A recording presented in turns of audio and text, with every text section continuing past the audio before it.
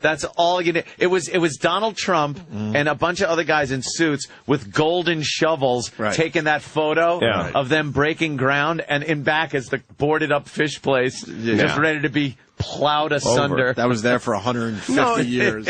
You know, and it's not the fault of some corporations or Donald Trump. It's like Walmart kills all small town economies. But it's not Walmart's fault. It's the fault of the fucking people. I used to have a house in upstate New York, and there was a town that had all these beautiful old diners and general stores, and they all closed one by one because of Walmart.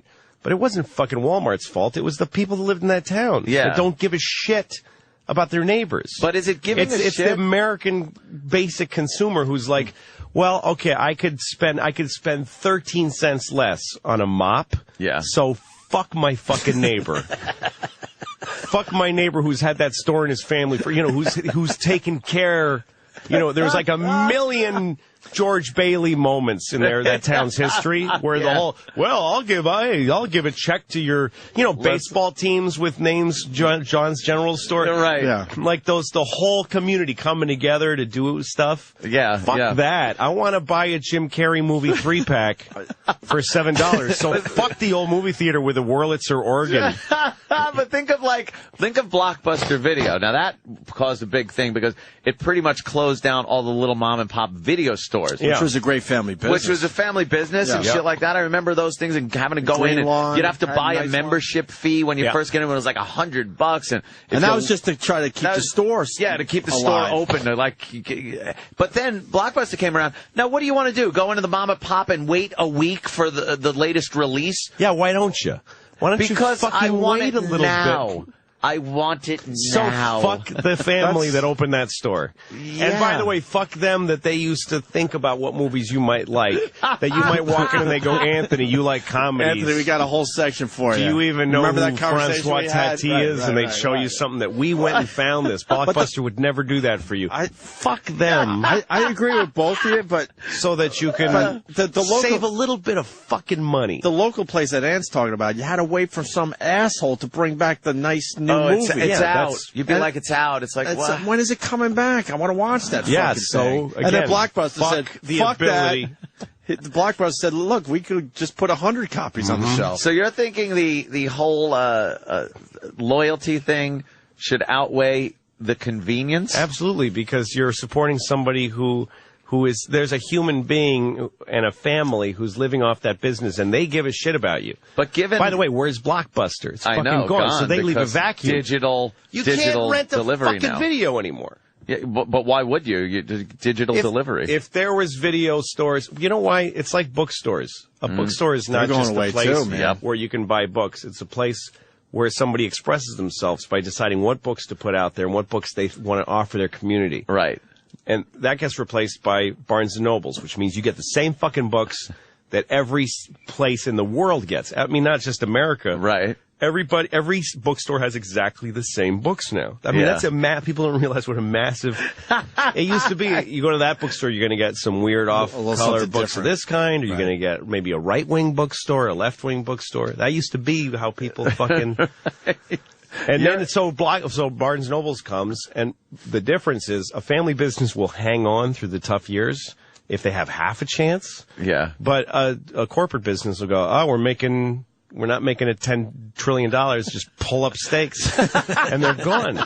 So now there's no more fucking bookstores. That's fucking amazing. Or video stores. Yeah. No bookstores, no video stores. Right. The big Barnes & Noble on the Upper West. But because those are predatory businesses. Given your thinking, though, wouldn't we never progress? Like, who's progressing? That's progression. I mean, with everything. Like, wouldn't we not look at the automotive business, which is horrible now, of course, because of the outsourcing and everything. But early on, there were guys working those lines. What about the technology to come in and use robots that did eliminate jobs, but it makes the car better and faster and that's exactly the thing. These things like bookstores and video stores, they weren't improved. They were destroyed. And a book is not a car. It's not a product that needs to be perfected like a technology. It's about having a way of life. But now you just download it on Kindle. Yeah.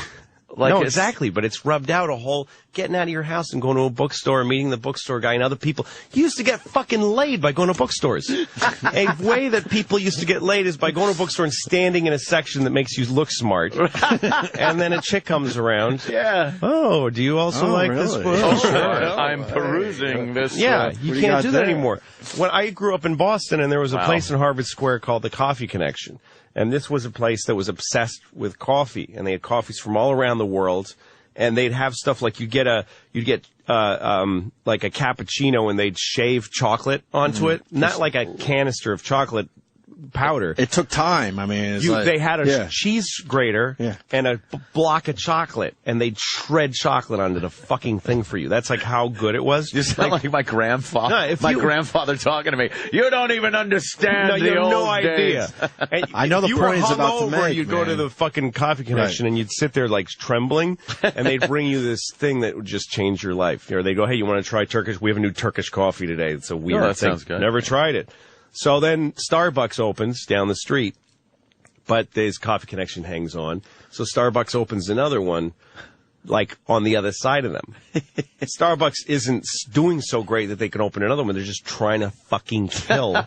Oh, shit. So they open like 5 within a block of the place until Coffee Connection goes, this is getting hard. And they sell themselves. They go, let's just be a Starbucks. Yeah. So then Starbucks buys them and then closes the other ones, and then you're just left with fucking just one choice. You get Starbucks. And the quality of Starbucks is horrible. It's okay. And the instant Starbucks isn't making a profit, they'll give up, and then there won't be a fucking place to even get coffee. Right, then we go back to having no coffee again. No coffee. He's right. So I remember the lumber stores. I remember we did a lot of renovation on our old house because we had 7 kids, small house, so we were constantly adding rooms and this and that. Mom and pop lumber shop. Mom and pop. I would get in the car with my dad. I remember like it was yesterday. We'd go to the local lumber guy. He knew my dad's first name.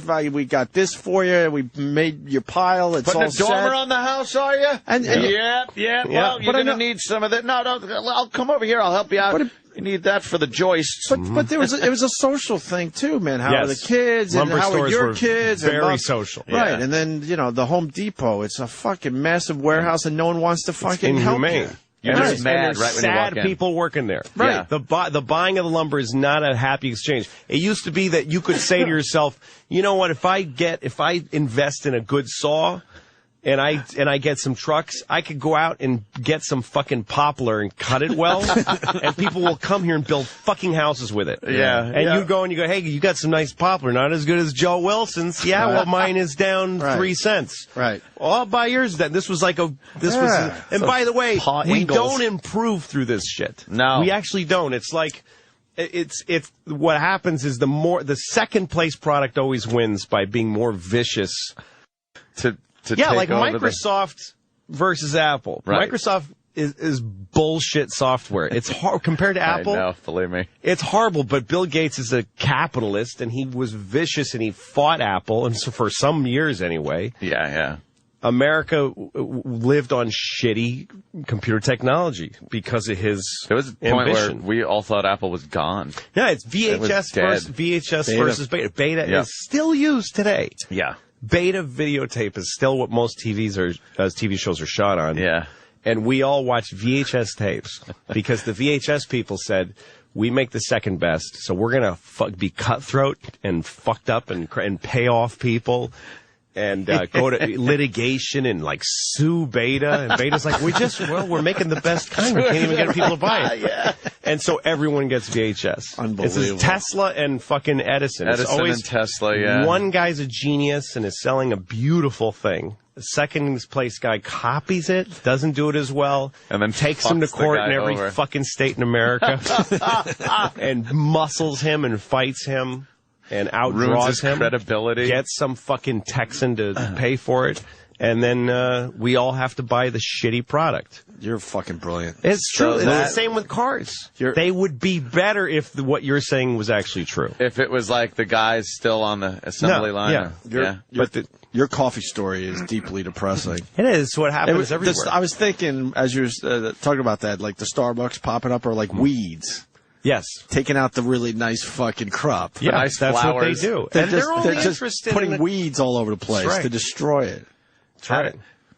And they don't even make money. Like Harvard Square is a good example. I love Harvard Square. It's been a while, but you won't love it next time you go. It's been years. There used to be a place called the Tasty and like the Wurst House, all these places that have been there from the 1900s. It's a Sunglass Hut and an Abercrombie and Fitch now. Jesus. And I was talking to one of the local business guys who owns a cigar store. He's like the last guy left. Look at you. No, I'm talking this to shit the fascinates local me. businessman. I asked him, "Are you going to go under too?" And he said, "You know what? Because he went to Harvard Business School and then he opened his little cigar business store."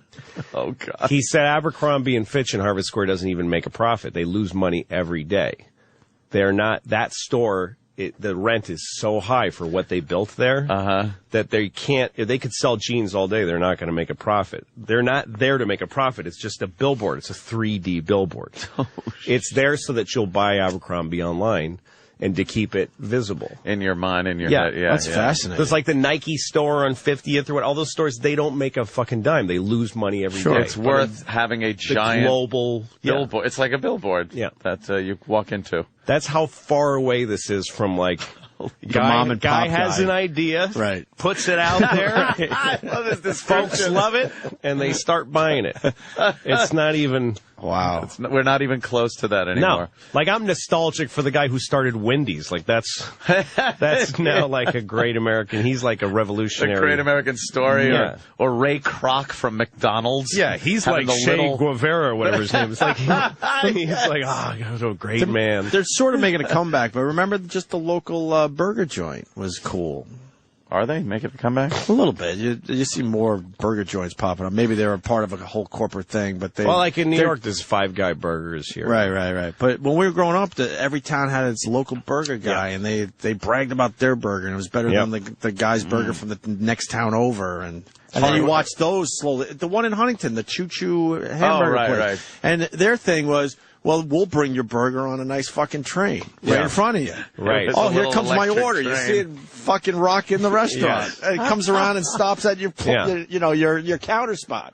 Well, that's what it used to be like when things were more spread out, that everyone had to have their own idea of here's why you want to come here. And then I think instead of like, if you come here, it doesn't matter because we're across the street too. Right. Fuck you, just eat this shit. You think it's going to get better once these big companies take over? The product goes down. What do you think about to compete anymore. Like online purchasing? Then you must do a lot of that, though. Yeah, I do. Yeah. No, I think that's probably the next version of it, is that you can throw together a little product and sell it online. And just be the mom and pop online thing? Yeah, you don't need a store anymore. And then someone will figure out how to fuck that over. Yeah, but you can't, because it's not real estate. You can't take over. You can't push somebody off the internet. Yeah. They'll always be there. That's true, but you can be the better online. Yeah, they'll make the bigger and... They'll make you have the website with .org. Yeah, they'll give you a dot something that no one does. But if you're like a mom and pop thing and you're selling, let's say, electronics, or so, you'd be like, oh, great, they don't have that. Let me go to Best Buy's website. No, that's absolutely true. That's hard to sell. Yeah. Just to add to the discussion, I used to be a big music store guy, and every music store was a little different. And this guy, if you got to know him, he's like, I got some fucking bootlegs you might want to see. That's right. And it's completely illegal, and we know it, but I've seen you in this place enough times that I know you're not a rat, so why don't you follow me? Well, that's exactly it. Guys like Iggy Pop. Iggy Pop becoming popular was a good thing, I think, for America. It's a good thing for the American voice that guys like that would.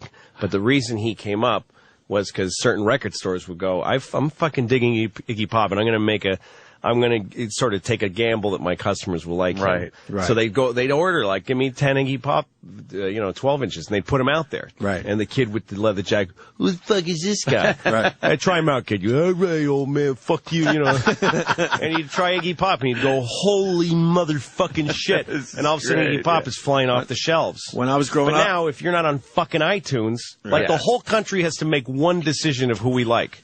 There's no sort of local guy. God, that's a massive difference in how the culture grows. I just loved, when I was growing up, I would go to the Village and all those underground record stores. I would spend all afternoon there, and every place had something a little different. So what is this? And bootleg concert shirts and what's the bottom line of what this does to society? No one even has, even young people don't even consider the idea that it's a good idea to be out in the fringe, which is where good ideas come from. Yeah. Like, people are almost like begging the government to take over and the corporations to take over your life.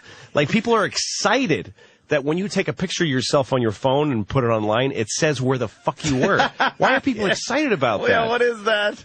Like, I remember when Easy Pass first happened. Yeah. Everyone was like, I don't want everybody knowing when I went to the Lincoln Tunnel. Right. Like, what are you, fucking carrying secret documents? Who the fuck gives a shit about you? Right. But people used to think that way. Right. Cameras in Central Park for crime? Yeah, but what about my privacy? But now people are like, guess what? If I take a picture and send it to somebody, the whole world knows exactly where I was. Where I was at that given moment. And I can store all of everything I have on a computer in North Carolina. And I don't even have to... And they get to have all my stuff. And Facebook knows who all my friends are and what I've said to all of them. Every single fucking conversation I've ever had is a public record in the fucking Library of Congress. Yay! Cool! That is fucked up. Isn't that cool? And we worried about Easy Pass a mere 3 years ago. People are excited. 3 years ago, right. It's everything you tell somebody, I think I might be pregnant. It's in the Library of Congress now. Forever. Cool! And there's a fucking geotag on it saying where you were standing when you fucking said it. A fucking coordinate. Yeah. A global coordinate. Of where you were standing and longitude. Why do people? Why would you want said that? But we didn't want to took a picture. But we didn't want to use Easy Pass 3 years ago. Yeah, that is really fucked up. It is really fucked up. You have to belong to a fucking club to listen to a song. You have to have a credit card to listen to a song. You can't go buy a record and play it. You have to. If you fucking lose your credibility and your iTunes account gets suspended, you can't play any of your music on anything. You're done. You can't listen now where it's on satellite radio. You have to subscribe to listen to the radio. Like, the only way to listen to music without being a credible American citizen with a credit card and belonging to a corporation, the only way you can fucking whistle. That's about the only way. That's how you're going to hear the song. That's the only whistling to yourself. The only time you can, unless you want to join some. Yeah, because there are a lot of the music stores don't even carry fucking. There's no music stores. There's no music stores. You got to go to Best Buy, and they got their CD section, which is dying out. It's being pushed. Yeah, and it's just a reflection of what's on iTunes. Yeah, and you don't have, Amazon. You don't have a guy taking care of that section, so it's all just kind of willy nilly. You're not finding something new and eclectic. No, the problem there. And the problem is what Louis is getting at is with corporate America. Only a few of the people in corporate America actually make the money. Then everyone else is just slaves to that fucking corporation. And they're not even American. I mean, it's all offshore. All the companies are unaccountable and they're offshore. And most of them are foreign owned anyway. Yeah. Go with the Tower Records. Each Tower Records probably was easily 10, mom and pop record stores. Yep. And those guys were actually making a real living. And now, like you said about Atlantic City, Tower Records moves in, and now you used to make a living. Now you're just working for that schmuck. Yep. And then Making Tower Records is gone. So they leave a vacuum. It's not even this idea that everybody's like, yeah, but come on, but this is good for what? The convenience is nice. It's like a locust. Benefiting. They just come in, eat it all, and then they're gone, and nothing's left. And I know, but still, it's if we didn't do that, you wouldn't have the thing that... wouldn't have the polio vaccine. The cars run worse than they did in the 70s. And I could go back. You need a computer to fix one. Yeah, you can't work on your car. No. That's true, too. You cannot pop the hood on your fucking car and work on it. I remember if your car stalled, you would ease over to the shoulder and you lift the hood and fuck around with it. And you'd be like, all right, I know enough about the distributor. I think this is something. I think maybe see if that's tight. Yeah, I think jiggle this a little bit. My I'm gonna points jiggle this touching. cord. Yes. I'm gonna gap it with a matchbook cover. That'll get me home. Do that. That'll get me home. It'll run a little fucked up, but that'll get me home. Yeah, if you knew where the fuel pump was, you could jiggle it a little bit. Yeah, give it a little knock. Now, if you cart it and start this, you hit the starter a little bit. And then I had a '68 Mustang, and I used to fix it. I worked in a garage when I was younger, and I used to fix it. So I the fuel pump would go the fuel pump that was in there since 1968 died in 1993. And then I put in a new fuel pump. And that fuel pump died in 1995. And I went through 3 fuel pumps on that car. Every part of it. The starter that this car was that was put in by some fucking heavy Michigan hands in 1968 when I was 1 year old. some fucking guy with a cigarette dangling put that starter in. Yeah. And then went to a very beautiful home in Flint, Michigan, which is now a fucking crack house. He's been dead for years. His white picket fence, his wife was waiting for him to come home. And then finally that starter that he fucking personally tightened every part of finally just went, I can't do it anymore, and died in 1994. Yeah. And then I took it out and it was heavy and it was beautiful. It was like a piece of art. And then I put it in with this, I put in this thing I got at a parts store. And I asked them, I said, give me the best starter that available. And they gave me this starter, and the metal it was made out of is some weird composite. You could see, like, Coke can pieces in it. And I put it in weigh anything, and I stuck it in, and it lasted, like, 6 months. Yeah. And it just came apart. When you used to drop the starter motor, it was like, when you pulled those bolts out, it was heavy. Yep. And then the new one, you hold it up with one arm as you're threading the fucking bolt. Look at the You're right. Look at the picture Danny just found. You can't work on that engine. You can't work on that engine. Right. Yeah. Just a big block with a logo on it. Right.